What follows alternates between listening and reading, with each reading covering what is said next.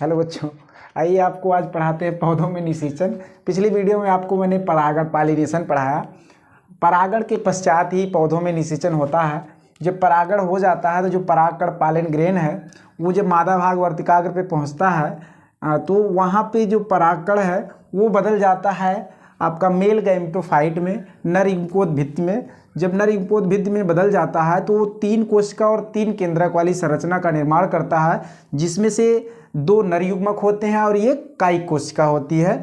जो कायिक कोशिका होती है वो पराग नलिका का निर्माण, पॉलन ट्यूब का फॉर्मेशन करती है, और जो नर युग्मक हैं वो दोहरा निषेचन, डबल फर्टिलाइजेशन में भाग लेते हैं।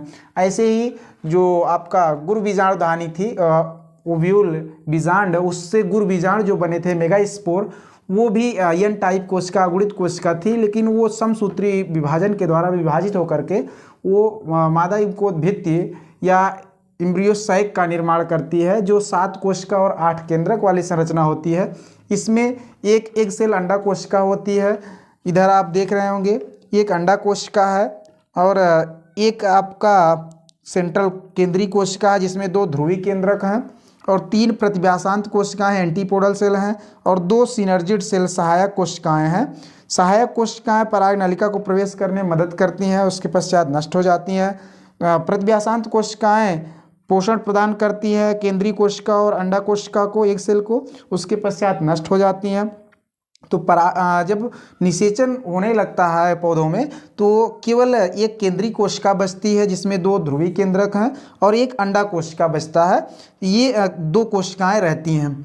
अब आप सबसे पहले तो थोड़ा आप जान लीजिए कि निषेचन क्या है। तो सिंपल सी परिभाषा है, नर युग्मक और मादा युग्मक की जो मिलने की प्रक्रिया है, संलयन की जो प्रक्रिया है, वही निषेचन कहलाता है। मेल गैमीट और फीमेल गैमीट के मिलने की जो प्रक्रिया है वो आपका कहलाता है निषेचन, फर्टिलाइजेशन। ये मेल गैमीट एन टाइप होता है, अगुणित होता है, फीमेल गैमीट भी अगुणित होता है। जो जाइगोट युग्मनज बनता है वो 2n होता है, द्विगुणित होता है, डिप्लॉयड होता है। तो अब बात आती है कि पौधों में दोहरा निषेचन किसे कहते हैं या क्यों होता है। तो अभी मैंने आपको बताया ना कि 2 नर युग्मक और 2 कोशिकाएं मादा भाग में जो आपका गुरु बीजाणु था उसमें बची थी, बाकी 3 प्रतिव्यासांत और 2 सहायक कोशिकाएं, 5 कोशिकाएं नष्ट हो गई थी। तो जो प्रथम नर युग्मक है आपका नर युग्मकोद्भिद का, वो निषेचन करता है अंडा कोशिका को और बना लेता है युग्मनज, और युग्मनज बाद में परिवर्तित हो जाता है भ्रूण में। एन टाइप था आपका नर युग्मक, और अंडा कोशिका भी एन टाइप है, क्योंकि युग्मक हैं तो बनाएगा युग्मनज भ्रूण। 2n टाइप का युग्मनज होगा, यानी 2n। और द्वितीय नर युग्मक जो आपका नर युग्मकोद्भिद का है वो केंद्रीय कोशिका, जो आपकी बड़ी वाली कोशिका है जिसमें 2 ध्रुवीय केंद्रक हैं, प्रतिव्यासांत कोशिकाएं नष्ट हो जाती हैं, सहायक कोशिकाएं नष्ट हो जाती है, तो ये बचता है 2 ध्रुवीय केंद्रक। ये 2 ध्रुवीय केंद्रक वाली केंद्रीय कोशिका और एक द्वितीय नर युग्मक का केंद्रक मिल करके त्रिसंलयन करता है, ट्रिपल फ्यूजन करता है और बना लेता है भ्रूणपोष, इंडोस्पर्म बना लेता है। अब जो द्वितीय नर युग्मक और केंद्रीय कोशिका मिलते हैं तो 3 न्यूक्लियस मिले, इसीलिए इसको कहा गया त्रिसंलयन या ट्रिपल फ्यूजन। बनता क्या है? भ्रूणपोष। अब जो बीज है उसमें भ्रूण का निर्माण करता है युग्मनज, और जो भ्रूणपोष है, पोषक पदार्थ जो बीज में होता है उसका निर्माण करता है आपका त्रिसंलयन भ्रूणपोष।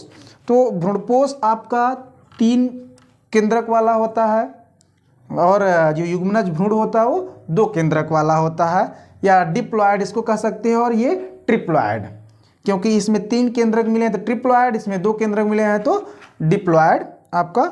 अब जब द्वितीय दोहरा निषेचन या डबल फर्टिलाइजेशन हो जाता है तो निषेचन होने के पश्चात जो बीजांड था, ओव्यूल, ओवरी, अंडाशय के अंदर की संरचना जो गुरु बीजाणुधानी में परिवर्तित होता था, वही बीजांड निषेचन के पश्चात बदल जाता है बीज में।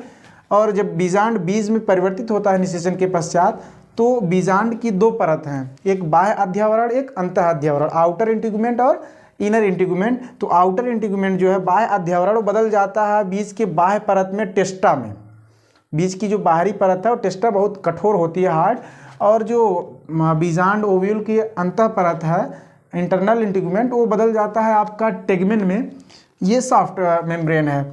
अब जब बीजांड से बीज का निर्माण हो गया दोहरा निषेचन के पश्चात, तो अंडाशय जो मादा भाग का फूला हुआ भाग होता है स्त्री केसर का, वो अंडाशय ओवरी बदल जाता है निषेचन के पश्चात फल में।